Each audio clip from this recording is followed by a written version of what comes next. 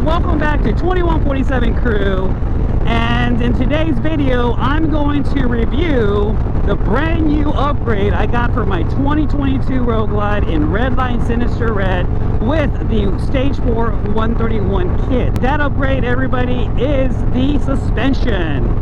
The suspension I ended up going with is with the Harley Davidson Screamin Eagle Öhlins Shocks. They got installed a few days ago, and I've ridden them, or I've been on them for probably about 150 miles or so, something like that. And I have nothing but good things to say about them. Like right now on this little overpass I'm at, the stock shocks would have, you know, had me bouncing around, but I had them adjusted to my weight. So, but either way, I had them adjusted to my weight, and it did the, you know, it works. They do well, but I had no idea that these shocks here were going to make this this much of a difference, you know. And I'm kind of lost for words, because I feel that the motorcycle is quicker and faster, and I think the reason why is because these shocks going over these bumps or these bridges, overpasses, or anything, even on the turns, the rear tire would bounce, right, because of the shock absorption or whatever the term is, right? But with this, I feel like it's more constant traction and less bouncy. Now, I'm sure that like right here, I'm sure, you know, there's, you know, it's bouncing up and down, but it also has more traction between the bumps, and therefore, because of the traction, I think it's just quicker. So for me, as a consumer and as a rider that has never done any track time, I've never been in a closed circuit besides just this closed circuit that we're in, like 90% of us, I would presume, in my opinion. That's the only experience I have. So all that to say that if I'm able to notice that just initial difference, I could just imagine these professional motorcyclists that race in any kind of circuit, the advantages that they have by simply having really good suspension. And I totally understand it. I almost feel like, you know, I want to go on a circuit and just go into the curves, but I am not at that level. I'm just an average guy riding a 2022 Road Glide and just having fun and living it up. So, but you know, just some food for thought. If you're thinking of purchasing these, you know, that's my assessment just on the ride. Now, I'm gonna get home and I'm gonna go, well, I gotta go all the way back, but anyways, but I'm gonna get home, and when I get home, I'm gonna take the bags off and just continue with a more in-depth review and just show everybody what the shocks look like, because they are awesome. Before I do that, the price, I'm gonna be asked that. I paid retail, which is $1,449 and however many cents. And I had Republic Harley Davidson install them, which was again with Master Tech Porter and Edgar. Solid guy. I had inquired about these, but they were sold out. So he calls me, he's like, hey dude, I just got them in, do you want to sit? I said, bet. Hold on to them for me, and I went the next day, and bada bing bada boom, they are installed. These 18-wheelers always make me nervous, just in case the tire blows. Just a personal thing. I am back home, and this is what it looks like. They look great. If you look at the profile of them, along with the bag here, if I can back up a little bit, I feel that it's symmetrical. It just goes with it, and they're very even in terms of their side profile view, and their brackets have a lot to do with that. If I would critique anything, it's just purely cosmetic. I wish that the Öhlins sticker could have come in a different color option, or all black, even with gray or something, but it looks great. I'm gonna take the saddlebags off, but before I do, this is the price, $1,449.99, and these are the part numbers and all that. So in here I have the stock shocks, and I'm gonna take them out. So on one side, this is the one that's on, what is the left side? This is the only one that comes with this option to adjust it. That's the setting I had it on. I don't know if that was too soft or too hard, but that's what it was on. But these have what, about 1,000 or so miles on them, 1,500 miles on them, 1,400 miles on them, so they came off. There's a big weight difference obviously between the one that adjusts and not, and this one here. But here, just an observation from the 1,400 miles or so, it looks like this has some wear here from the spring. I don't know if that's normal, but judging that the rest of the stock spring does not have any marks or wear on it, lets me know that's probably not supposed to do that. The quality of this, of the stock one, I mean, this is just a shock in his hand, but you know, this is not smooth. And I know this is like super critiquing it, I suppose, but you know, there's marks here or wear and tear on the spring, but I don't think it's supposed to do that. It's supposed to go up and down evenly. Yeah, so I guess it's supposed to go like that initially, but anyways, that's where that's at. This kit comes with a bunch of instructions, several pages, and it comes with the owner's manual. So I'm going to rely on this a lot to do my best to explain this. So it comes with a spring reload on the spring, and you have these adjustments here, and I'll show that. You also have compression damping, which are these reservoirs back here, so you can make the rebound softer, more or less. And again, I'm not an expert on this, on any suspension work, so I'm just relying on the owner's manual. Rebound damping, these are the instructions, and it tells you here what they're for.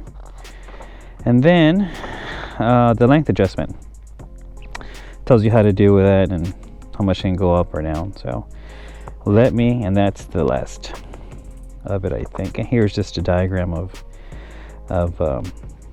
the shock system itself. So, but let me take the bags off and I'll be right back. Took the bags off, and here they are. Like I said, I've put about, I don't know, 100 miles or so, 120 miles on them, and they have done, I mean, obviously they're brand new, but I'm really happy with them. But I just want to go and zoom in as best as I can to show the workmanship of these parts, and whether they're worth the price or not in people's opinions. So yeah, I mean, it looks pretty good. What I was referring to, that I guess the stock shock has some wear and tear on the, I guess, the plastic thing, sleeve, whatever it's called. This does not have it.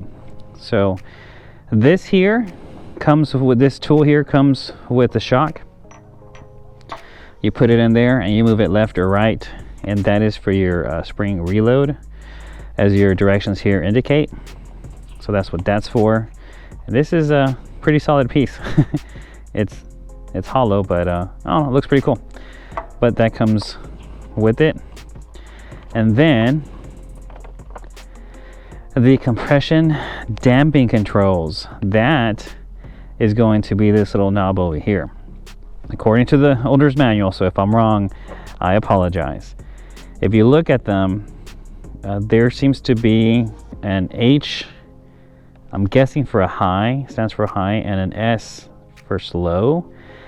And you can go up or left or right and adjust it how it needs to be adjusted. But again, just fully adjustable. If you look here, I mean, even the screws look like they're very well machined. The hose and all that. Another critique I would mention, and this is just totally cosmetic, it would be cool if this hose was available in black, or this was all in black, to go with the black items that I have on my 22 Road Glide. So Well, yeah, it looks good. So that's what that adjusts there. And then here is a rebound damping, which is this little knob right. Sorry, I'm gonna do my best here to show.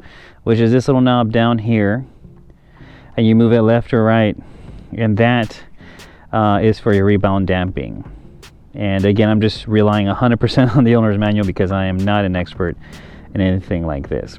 So it looks like it's very well built. I did notice that this shock comes with this rubber piece here, and I'm guessing this moves here up and down, but I'm guessing this is in case for some, if we ever bottom out, that's just to make sure we don't hit metal on metal.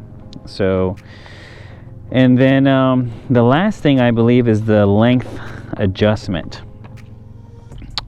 I believe that, and I'm going to just refer you to Harley Davidson's website, but I believe, if I'm not mistaken, that down here between this aluminum piece here and this screw here is where you can adjust the height. You can go up I think 8 millimeters higher or 2 millimeters lower than stock ride height. I opted to go 2 millimeters lower to see if that made a difference, and I figured if it didn't, then I can always just adjust it to move it up. Simple as that. So it appears to me that these are fully adjustable as they're advertised, and I just want to say that an observation, they're both fully adjustable. The one on the left side, the one on the right side, they are fully adjustable. In comparison to the stock suspension, that only one of them has an adjustable option. So I would think that if just the stock one, and let me grab it. As I was saying, I would think that the stock one, this is the one that was on this side, which is the left side. And this is where the adjustable knob was at. So this is the only side they can adjust. The right side is not adjustable, and there's a vast weight difference between this one and this one. Vast difference. So again, I'm not an expert, but just as a consumer, I would think that the stock one is only adjustable on the left side, so you're not going to have the best rear suspension from the factory. Obviously these are $1,500 or $1,450 plus tax and installation, but they do what they're designed to do. But these Öhlins with the Screamin Eagle performance line are a serious upgrade in ride quality and ride overall. So just again, these are my observations and my opinions, and I am not an expert on any suspension of any kind, but these are just things that I've noticed and I believe I should share with you all to let y'all know, to see if you all want to make this purchase. And again, was it worth it? In my opinion, it is. Secondly, I believe that these should come already installed with the Harley Davidsons for the price that we all pay for them.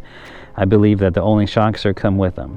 Just me, obviously. Harley Davidson has to make money, and Öhlins as well. So I believe that these come with 1-year warranty from Harley Davidson. So if there's any issues or you notice any leaks, obviously I don't notice any leaks, but again, I'm going to share anything positive, negatives that I find, and they will, in terms of the warranty, they should service them because they're 100% serviceable, or replace them.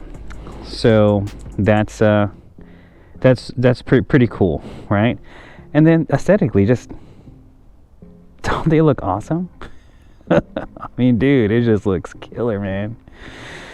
So this suspension backed up with the Bad Boy Cycles Freedom Seat series. I have the combo, but I'm just rolling the solo seat. I'm loving it. I'm riding on air. My bottom is chilling out, for lack of better words. But this is going to be it for this video. As always, thank you all for watching. Thank you all for subscribing.